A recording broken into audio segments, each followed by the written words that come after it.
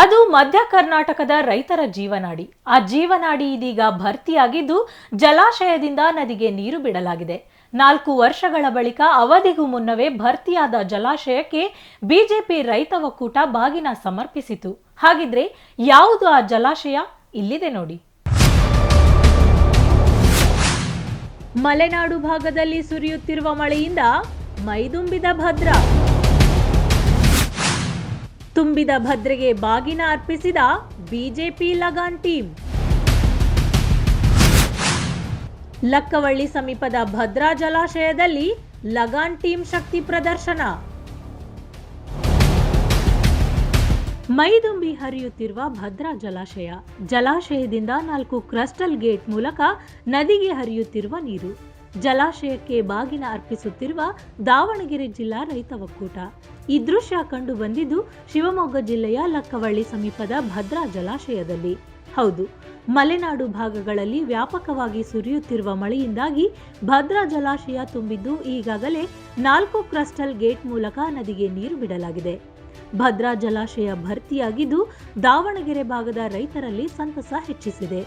ಮಾಜಿ ಸಚಿವ S A Ravindranath ಹಾಗೂ ನೀರಾವರಿ ತಜ್ಞ ಸಿ ನರಸಿಂಹಪ್ಪ ನೇತೃತ್ವದಲ್ಲಿ ದಾವಣಗೆರೆ ಜಿಲ್ಲೆಯ ಬಿಜೆಪಿ ನಾಯಕರು ಹಾಗೂ ಮುಖಂಡರು ಜಲಾಶಯಕ್ಕೆ ಭೇಟಿ ನೀಡಿ ಭದ್ರೆಗೆ ಬಾಗಿನ ಅರ್ಪಿಸಿದರು. ಪ್ರತಿ ವರ್ಷವೂ ಜಲಾಶಯ ಭರ್ತಿಯಾಗಲಿ ಎಂದು ದೇವರಲ್ಲಿ ಪ್ರಾರ್ಥಿಸಿದರು. ಜೊತೆಗೆ ಭದ್ರಾಗೆ ಮೊದಲು ಬಾಗಿನ ಅರ್ಪಿಸಿದ್ದೇ ನಾವು. ಅಂದಿನಿಂದ ಇಲ್ಲಿಯವರೆಗೂ ಪ್ರತಿ ಬಾರಿ ಬಾಗಿನ ಅರ್ಪಿಸುತ್ತಿದ್ದೇವೆ ಎನ್ನುತ್ತಾರೆ ಮಾಜಿ ಸಚಿವ ಎಸ್ ಎ ರವೀಂದ್ರನಾಥ್. ದಾವಣಗೆರೆ ಭಾಗದ ರೈತರು, ಭಾರತೀಯ ಜನತಾ ಪಾರ್ಟಿಯ ಕಾರ್ಯಕರ್ತರು, ನಾಯಕರು ಎಲ್ಲರೂ ಸಹ ಬಂದು ಬಾಗಿನ ಅರ್ಪಿಸಿ ಸಂತೋಷದಿಂದ ಯಾವಾಗಲೂ ಹಿಂಗೆ ತುಂಬಿರಲಿ, ಪ್ರತಿ ವರ್ಷವೂ ನಮಗೆ ನಮ್ಮ ಡ್ಯಾಮ್ ತುಂಬಲಿ ಅಂತಕ್ಕಂಥದ್ದು ನಮ್ಮ ಬೇಡಿಕೆ. ಅದನ್ನು ಗಂಗೆ ಮಾತೆಯಲ್ಲಿ ಬೇಡ್ಕೊಂಡು ಊಟ ಗೀಟ ಮಾಡಿ ಹೊಂಟಿದವೆ. ಎಲ್ಲ ಡ್ಯಾಮ್ಗಳು, ಕೆರೆಗಳು, ಎಲ್ಲ ಕಡೆ ಕೆರೆ ಕಟ್ಟೆಗಳೊಳಗೆ ತುಂಬಿದರೆ ಅದನ್ನು ಪೂಜೆ ಮಾಡಿ ಬಾಗಿನ ಬಿಡೋದು ಒಂದು ಸಂಪ್ರದಾಯ, ನಮ್ಮ ಹಿಂದೂಗಳ ಸಂಪ್ರದಾಯ. ಅದು ನಾವು ಆಚರಿಸ್ಕೊಂತ ಮೊದಲು ಕರ್ನಾಟಕದ ಮಾಡಿದರು ನಾವೇ. ಆಮೇಲೆ ಬೇರೆ ಬೇರೆ ಮಂತ್ರಿಗಳು, ಸರ್ಕಾರದವರು ಅಥವಾ ಬೇರೆ ಬೇರೆ ರಾಜಕೀಯ ನಾಯಕರುಗಳು ಮಾಡೋಕಚ್ಚಿದ್ರು. ಮೊದಲು ಮಾಡಿದಾರೆ ನಾವೇ.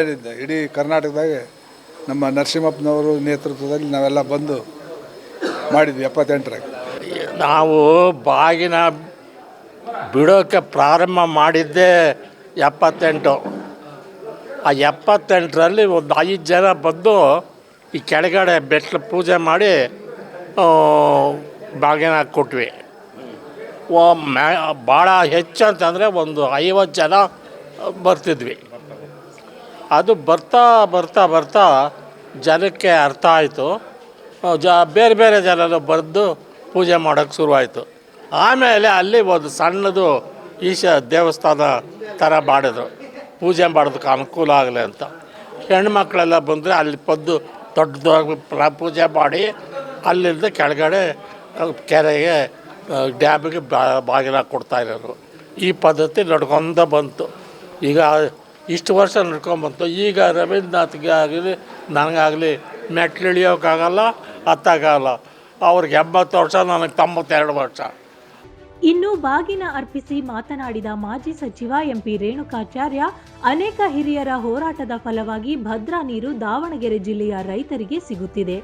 ಮಾಜಿ ಸಚಿವರಾದ ಎಸ್ ಎ ರವೀಂದ್ರನಾಥ್, ನೀರಾವರಿ ತಜ್ಞ ಪ್ರೊಫೆಸರ್ ನರಸಿಂಹಪ್ಪ ಅವರು ದಾವಣಗೆರೆ ಜಿಲ್ಲೆಯ ರೈತರ ಪರವಾಗಿ ನಡೆಸಿದ ಹೋರಾಟದ ಫಲವೇ ಇಂದು ದಾವಣಗೆರೆ ಜಿಲ್ಲೆಗೆ ಭದ್ರೆ ಹರಿಯುತ್ತಿದೆ ಎಂದರು. ನಮ್ಮ ಸರ್ಕಾರ ಅಧಿಕಾರದಲ್ಲಿದ್ದಾಗ ಬಿಎಸ್ ಯಡಿಯೂರಪ್ಪ ಅವರು ಭದ್ರಾ ನಾಲೆ ಆಧುನೀಕರಣಕ್ಕಾಗಿ 900 ಕೋಟಿ ರೂಪಾಯಿ ಅನುದಾನ ಬಿಡುಗಡೆ ಮಾಡಿದ್ದರು. ಆದರೆ ಈಗಿನ ಸರ್ಕಾರಕ್ಕೆ ನಾಲೆಯ ಹೂಳು ತೆಗೆಯಲು ಆಗುತ್ತಿಲ್ಲ. ಮಂತ್ರಿಗಳು, ಸಿಎಂ ಕೇವಲ ಸರ್ಕಾರ ಉಳಿಸಿಕೊಳ್ಳಲು ಸರ್ಕಸ್ ಮಾಡುತ್ತಿದ್ದಾರೆ ಬಿಟ್ಟರೆ ರೈತರನ್ನ ಉಳಿಸಲು ಯಾವುದೇ ಕೆಲಸ ಮಾಡುತ್ತಿಲ್ಲ ಎಂದು ಆಕ್ರೋಶ ಹೊರಹಾಕಿದರು. ನೀರು ರೈತನ ಕೊನೆ ಭಾಗಕ್ಕೆ ಜಮೀನು ತಲುಪ್ತಾ ಇಲ್ಲ. ಹಿಂದೆ ಸನ್ಮಾನ್ಯ ಯಡಿಯೂರಪ್ಪನವರು ಮುಖ್ಯಮಂತ್ರಿ, ಉಪಮುಖ್ಯಮಂತ್ರಿ ಆಗಿದ್ದಂಥ ಸಂದರ್ಭದಲ್ಲಿ ಈ ಭದ್ರಾ ಆಧುನೀಕರಣ ಮಾಡಬೇಕಂತೇಳಿ 900 ಕೋಟಿ ಬಿಡುಗಡೆ ಮಾಡಿ ಆಗಿದೆ. ಆದರೆ ಈ ಸರ್ಕಾರ 2013ರಲ್ಲೂ ಕಾಂಗ್ರೆಸ್ ಸರ್ಕಾರ ಬಂತು, ಈಗಲೂ ಇವ್ರ ಸರ್ಕಾರ ಇದೆ. ಕಾಂಗ್ರೆಸ್ ಸರ್ಕಾರ ಇದುವರೆಗೂ ನಯಾ ಪೈಸೆ ಬಿಡುಗಡೆ ಮಾಡಿಲ್ಲ, ಕಾಡ ಬಿಡುಗಡೆ ಮಾಡಿಲ್ಲ. ಮತ್ತು ಜಲಾಶಯ 100 ಅಡಿ ಕೆಳಗಡೆ ಗ್ರೋಟಿಂಗ್ ಆಗಬೇಕು. ಆಮೇಲೆ ಪೂಜಾರಿ ಚಂದ್ರಶೇಖರಪ್ಪ ಅವರ ಹೆಸರು ಇಟ್ಟಿದ್ದೆ, ಕ್ಷಮಿಸಿ, ಅವರು ಸಹ ಸಾಕಷ್ಟು ಜನ ಕರ್ಕೊಂಡು ಬಂದರೆ ಇವತ್ತು ಗ್ರೋಟಿಂಗ್ ಆಗಬೇಕು. 100-150 ಮಲ್ಲಿಕಾರ್ಜುನ ಪ್ರಾಸ್ತಾವಿಕವಾಗಿ ಹೇಳಿದರು. ಕೇಂದ್ರ ಸರ್ಕಾರ ಹಣ ಬಿಡುಗಡೆ ಮಾಡಿದೆ. 150 ಕೋಟಿ DPR ಆಗಿ ಗ್ರೋಟಿಂಗ್ ಆಗಬೇಕು 100 ಅಡಿ ಕೆಳಗಡೆ. ಇಲ್ಲದೇ ಇದ್ದರೆ ಜಲಾಶಯಕ್ಕೆ ಕುತ್ತು ಬರುತ್ತೆ. ಸರ್ಕಾರಕ್ಕೆ ಕೇವಲ ಒತ್ತಾಯ ಮಾಡಲ್ಲ, ನಾವು ಇಲ್ಲಿ ರಾಜಕಾರಣ ಮಾಡಲ್ಲ, ನೀರಿನ ವಿಚಾರದ ರಾಜಕಾರಣ ಮಾಡೋ ಅವಶ್ಯಕತೆ ನಮಗಿಲ್ಲ. ನಾವು ಈ ಸರ್ಕಾರಕ್ಕೆ ಎಚ್ಚರಿಕೆ ಒತ್ತಾಯ ಮಾಡ್ತೀವಿ, ವಿನಂತಿ ಮಾಡ್ತೀವಿ, ಎಚ್ಚರಿಕೆಯನ್ನು ಕೊಡ್ತೀವಿ. ಭದ್ರಾ ಜಲಾಶಯ ಸಂಪೂರ್ಣವಾಗಿ ದುರಸ್ತಿ ಆಗಬೇಕು. ಎಮರ್ಜೆನ್ಸಿ ಗೇಟ್ ಅದು ಸಹ ದುರಸ್ತಿ ಆಗಬೇಕು. ಭದ್ರಾ ಜಲಾಶಯದಲ್ಲಿ ಸೋರಿಕೆ ಕಾಣುತ್ತಿದೆ. ಈ ಬಗ್ಗೆ ನಮ್ಮ ತಂಡ ಪರಿಶೀಲನೆ ಕೂಡ ನಡೆಸಿತು. ಮುಂದಿನ ದಿನಗಳಲ್ಲಿ ಸರ್ಕಾರ ಹಾಗೂ ನೀರಾವರಿ ಇಲಾಖೆ ಜಲಾಶಯ ತಜ್ಞರನ್ನ ಕರೆಸಿ ನೀರು ಸೋರಿಕೆ ತಡೆಗಟ್ಟಿದರೆ ಭದ್ರಾ ಅಚ್ಚುಕಟ್ಟು ಪ್ರದೇಶದ ರೈತರಿಗೆ ಅನುಕೂಲ ಆಗುತ್ತದೆ. ಇಲ್ಲದೆ ಹೋದರೆ ನಾವು ಸರ್ಕಾರದ ವಿರುದ್ಧ ಹೋರಾಟ ಮಾಡಬೇಕಾಗುತ್ತದೆ ಎಂದು ಎಚ್ಚರಿಕೆ ನೀಡಿದರು. 2 ಟೀಮು 3 ಟೀಮ್ ಇಲ್ಲ. ಮೊದಲಿಂದ ಸನ್ಮಾನ್ಯ ಮಾಜಿ ಸಚಿವರಾದ ರವೀಂದ್ರನಾಥ್ ಅವರು ಹೋರಾಟಗಾರರು. ನೀರಾವರಿ ಬಗ್ಗೆ ಏನಾದ್ರು ಇವತ್ತು ದಾವಣಗೆರೆ ಜಿಲ್ಲೆಯಲ್ಲಿ ರೈತರ ಪರವಾಗಿ ಹೋರಾಟ ಮಾಡಿರೋ ಯಾರು ಮುತ್ಸದ್ದಿ ನಾಯಕರಿದ್ದರೆ ಅದು ರವೀಂದ್ರನಾಥ್ ಅವರು. ಅವರ ನೇತೃತ್ವದಲ್ಲಿ ಪ್ರತಿ ಬಾರಿ ಬಾಗಿನ ಬಿಡೋ ಕಾರ್ಯಕ್ರಮ, ಡ್ಯಾಮ್ ತುಂಬಿದಾಗ ಕಾರ್ಯಕ್ರಮ ನೆರವೇರ್ತಾ ಇತ್ತು.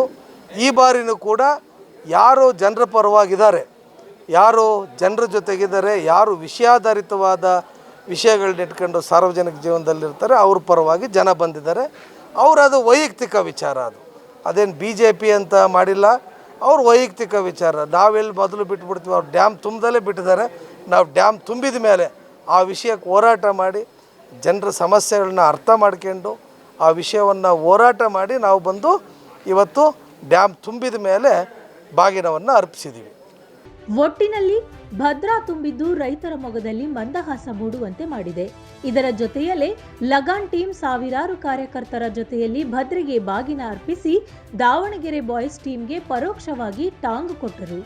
ಕ್ಯಾಮ್ರಾ ಪರ್ಸನ್ ರಾಕೇಶ್ ಜೊತೆ ಅಣ್ಣೇಶ್, ಒನ್ ಕನ್ನಡ ನ್ಯೂಸ್, ದಾವಣಗೆರೆ.